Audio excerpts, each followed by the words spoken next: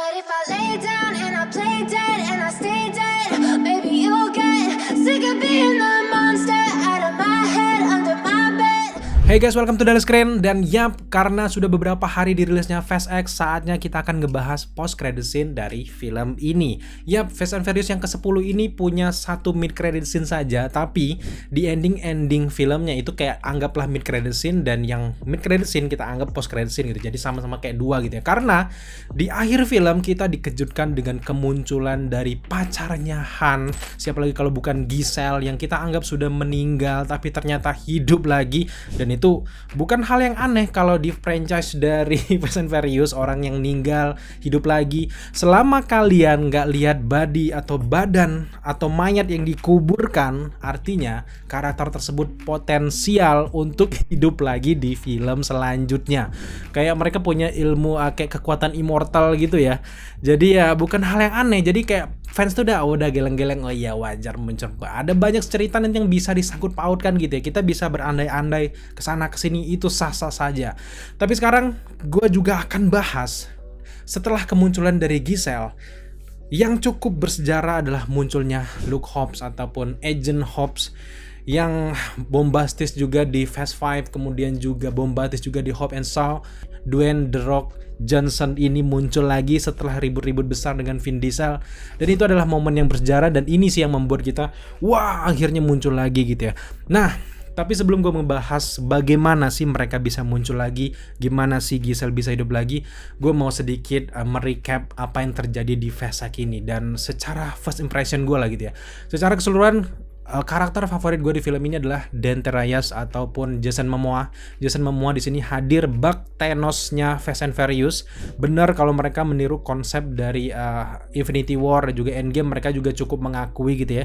Dan sejauh ini cukup berhasil gitu ya. Meskipun di review-review gue sebelumnya gue menjawab bahwa agak kecepatan gitu, bolong, dan itu agak sedikit kurangnya gitu. Kita merasa bahwa ini film yang dipotong gitu. Kalau film yang bener-bener maknyus bagus itu adalah meskipun film yang dipotong, kita merasa bahwa film ini adalah film solo gitu ya. Sayang banget di sini pergerakannya cepet banget, bam bim bum, tiba-tiba di sana di sini gitu ya. Untuk lebih lengkapnya kalian nontonlah review kita gitu ya.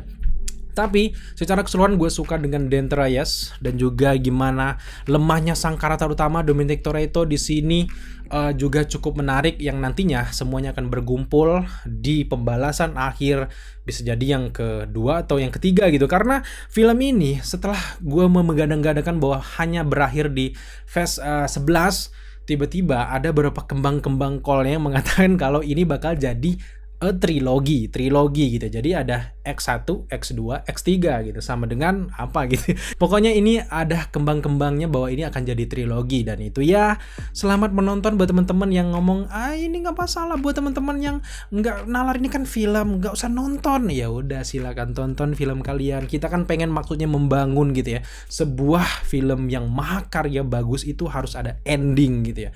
Kalau lo terus buat film yang ini mati hidup lagi, Jacob mati ntar hidup lagi, kapan selesainya gitu ya. Itu maksud kita gitu ya. Nah, sekarang gue mau bahas soal berpisahnya karakter-karakter ini di film Fast X ini. Terutama ini ada Roman, Han, Ramsey Tage gitu ya.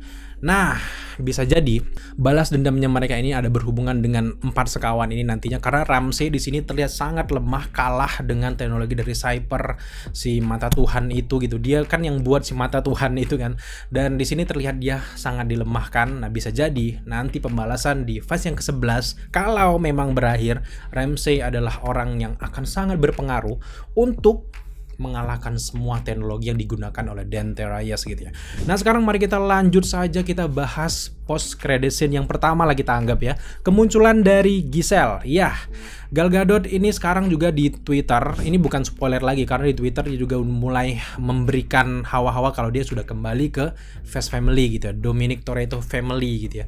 Dan kemunculan Giselle ini cukup mengagetkan, dan di depan gue tuh penonton udah mulai besar-besar anjir gitu, kesenangan gitu ya, karena mereka bener-bener nggak menduga kemunculan tersebut. Tapi untuk gue pribadi, gue udah menduga kemunculan dari Giselle ini karena Karena kita kan sering buat konten ngulik-ngulik, ada beberapa rumor yang mengatakan bahwa Gal Gadot akan join di Fast X ini, dan ternyata benar, dan itu nggak terlalu mengagetkan menurut gue. Tapi kalau sebagian fans kalian nggak ngikutin berita di belakang layar filmnya, dan itu cukup buat kaget sih gitu, apalagi kemunculan Wonder Woman, aura Wonder Woman-nya ini gue juga wow gitu, muncul gitu, senang gitu ya. Tapi lagi-lagi ya, film ini sebenarnya kalau mau jujur sudah mulai tidak masuk akal adalah setelah dihidupkannya kembali Han di Fast 9 gitu, itu udah mulai nyerah gitu ya, dan sekarang kita tinggal pasrah aja. Oh iya, hidup lagi ya, karena memang nggak ada tubuhnya si Giselle yang di pesawat itu, nggak ada kan. Ya udah, wajar, mungkin dia terpelanting-pelanting, terpleset-pleset masuk ke hutan gitu, diselamatkan gitu, diselamatkan Cypher atau siapa gitu, dan dia hidup lagi gitu, dia mengabdi gitu.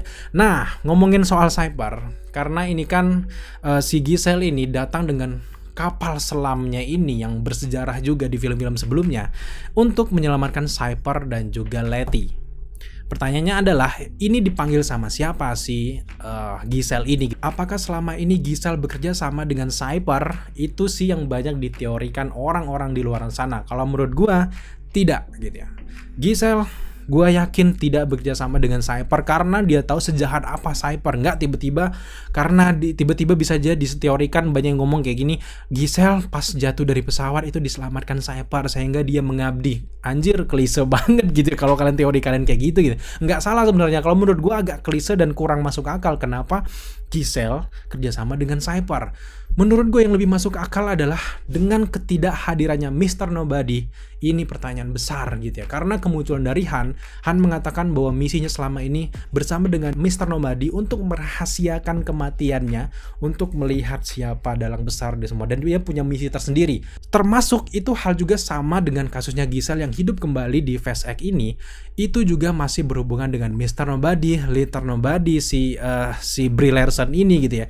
Karena Brie Larson juga kan yang memberikan peluang untuk menyelamatkan Letty di penjara yang ada di Antartika itu. Jadi kemunculan Giselle bisa saja disebabkan panggilan dari Little Nobody atau Mr. Nobody. Mr. Nobody sampai sekarang kan kita nggak tahu dia di mana gitu ya. Nah, bisa jadi Mr. Nobody ini sedang memantau dari kejauhan dengan mata Tuhan dan sebagainya itu, dan dia akan muncul nanti di akhir-akhir dengan Brian O'Connor. Itu teori gue berharap bahwa Mr. Nobody punya misi juga bersama Brian O'Connor yang bisa menjelaskan kenapa selama ini Brian O'Connor nggak muncul-muncul, ada kursinya doang yang kosong gitu ya, ada Mia-nya doang tapi Brian-nya nggak ada.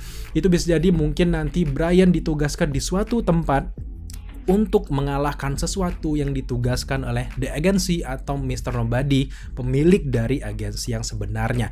Termasuk juga dengan Giselle dan juga Han. Kalau kita lihat di film Fast X ini, Han kan di awal-awal kayak dipecundangi jomblo lah, dikasih akun-akun dating apps gitu kan, gitu. Tapi dia biasa aja gitu, dia benar-benar nggak ada niat untuk nyari pacar. Dari situlah kecurigaan kita bahwa Han ini selama ini masih berhubungan kuat dengan Giselle, cuman dia tidak mau memberikan dan juga meng-reveal ke teman-temannya bahwa Giselle masih hidup, berkat mungkin ada misi tertentu yang benar-benar harus rahasia.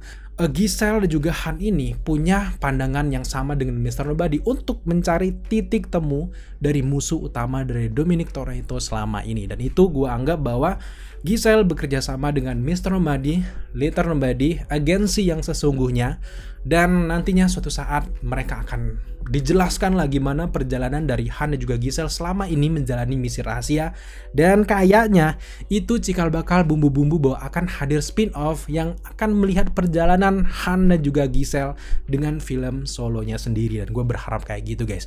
Dan itu adalah teori gue yang paling masuk akal daripada dia bekerja sama dengan Cypher yang tadinya penjahat gitu ya. Cypher pun, ngomongin soal Cypher, dia kan selama ini digadang-gadang sebagai main villain, big villain dari Fast and Furious. Dan seperti halnya sebelum-sebelumnya para polisi yang selalu gabung dengan Dominic Toretto, gue kayaknya ngelihat bahwa Cypher suatu saat akan bergabung dengan Dom Family di akhir dari ceritanya nanti gitu. Entah mereka akan membuat spin-off lain untuk Cypher, karena kita tahu sendiri Cypher pesonanya keren banget di sini, ya terserah mereka gitu. Setelah mega franchise ini gitu ya. Nah, itulah penjelasan kita terkait dengan kemunculan Giselle di akhir dari Fast X. Semoga saja pandangan kita sama. Sekarang mari kita lanjut ke post credit scene yang kedua, di mana tiba-tiba kita melihat ada regu tembak yang serius banget gitu ya, kayak aura-aura Call of Duty gitu ya. Dan boom, ternyata Luke Hobbs atau polisian yang berbadan besar ini tiba-tiba muncul gitu ya, dan itu tambah bersorak lagi. Kalau Giselle tadi penonton yang di hadapan gue tuh kayak soraknya agak kecil dan wah, tapi pas Luke Hobbs wah tepuk tangan semua, karena buat teman-teman yang benar-benar ngefans dengan mega franchise ini, kita tahu sendiri bahwa perseteruan antara Vin Diesel dan juga Dwayne Johnson itu kan cukup besar di franchise ini, karena Dwayne Johnson sempat mengatakan di tahun 2021 kalau nggak salah, dia mengatakan bahwa saya tidak akan kembali lagi di Fast and Furious sebagai Luke Hobbs gitu ya, saking marahnya kayak gitu. Ternyata sekarang tampaknya hubungan mereka membaik, Vin Diesel membaik, mereka gabung lagi gitu ya. Dan kalau gue lihat dari sejauh ini, sejak Fast 5 dan sebagainya, orang-orang di belakang layar dari mega franchise ini pengen banget bahwa Dwayne Johnson nggak keluar dari franchise ini, meskipun dia mungkin buat ulah atau Vin Diesel buat ulah, kita nggak tahu lah gitu ya. Kalau selama ini kan kita tahu Dwayne Johnson yang banyak ulah di sana di Black Adam dan sebagainya, kita nggak tahu gitu ya, karena si Alpha ketemu Alpha kan susah gitu, jadi harus dipisah gitu, karena si menonjol dan menonjol sama-sama pengen punya misi dan pengen karakternya terpandang di film ini, ya susah gitu ya. Baiknya kayak Jason Momoa sebagai Dante Reyes, dia jadi villain ya villain sekalian, tapi tetap punya pesona. Walaupun jadi villain, kalau kalian punya pesona yang tinggi, itu tetap tidak akan menghilangkan harga jual kalian nanti di film selanjutnya gitu ya. Dan ini kita membahas soal perseteruan ini sudah selesai berarti artinya ya. Dan seperti gue bahas tadi bahwa orang-orang di belakang layar Fast and Furious pengen banget bahwa Dwayne Johnson nggak keluar dari franchise. Akhirnya kan dibuatkan Hobbs and Shaw kan, akhirnya dibuatkan dan membuat mereka bertahan, dan akhirnya sekarang Dwayne Johnson bertahan lagi, muncul nanti di Fast yang ke-11, dan kita akan bertanya-tanya apa yang akan dilakukan oleh Hobbs di sini. Yang tentu sesuai dengan dialog-dialog yang hadir di post credit scene tersebut, Dante Reyes juga mengincar Luke Hobbs. Tampaknya nggak tahu apakah dia udah tahu bahwa yang menembakkan peluru ke tubuh dari Hernan Reyes atau ayah dari Dante Reyes kan sebenarnya Luke Hobbs, bukan Dominic Toretto, bukan Brian O'Connor dan sebagainya. Nah, itu apakah dia udah tahu apa belum? Kalau dia udah tahu, nah itu luar biasa. Jadi, tapi bayangan gue bahwa Dante Reyes udah tahu kalau Luke Hobbs ini yang membunuh ayahnya yang sebenarnya. Jadi kita akan melihat bagaimana perjuangan dari Luke Hobbs nanti.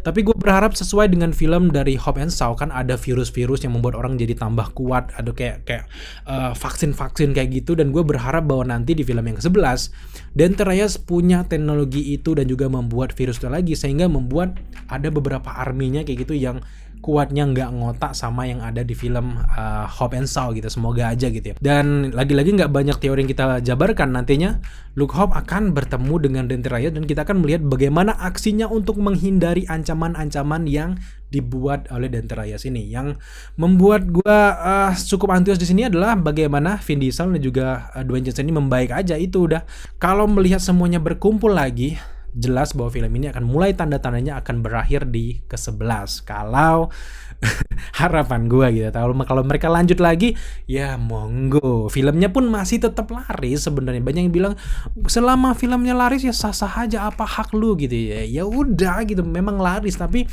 sampai kapan gitu? Kita lelah juga. Kalau gue pribadi ya, gue adalah salah satu fans dari Fast and Furious. Sampai kapan gitu? Sampai kapan gitu? Dan salah satu setelah Giselle muncul, Han hidup lagi, Jacob juga kan meledak tapi tubuhnya nggak ada, kayaknya bakal hidup lagi. Itu trik tipuan mereka mungkin. Nah, yang paling akhir adalah kita harus dimunculkannya Brian O'Connor, karena karakter Brian O'Connor tidak dimatikan di Fast and Furious, melainkan disembunyikan, ngasuh anak lah gimana gitu, meskipun ya almarhum gitu ya. Kita berharap bahwa akan hadir lagi CGI dari Brian O'Connor yang diperankan oleh adik dari Paul Walker. Semoga saja untuk mengakhiri kisah dari mega franchise besar ini guys. Oke guys, thank you buat teman-teman sudah menyimak dan juga menyaksikan pembahasan kita terkait dengan post credit scene dari Fast X ini. Jika kalian punya pandangan yang berbeda terkait dengan post credit scene ini dan punya pandangan lebih keren lagi dari gue, silahkan tambahkan di kolom komentar dan bisa saja nanti akan menjadi bahan video gue di selanjutnya. Thank you buat teman-teman sudah menyaksikan video ini sampai akhir.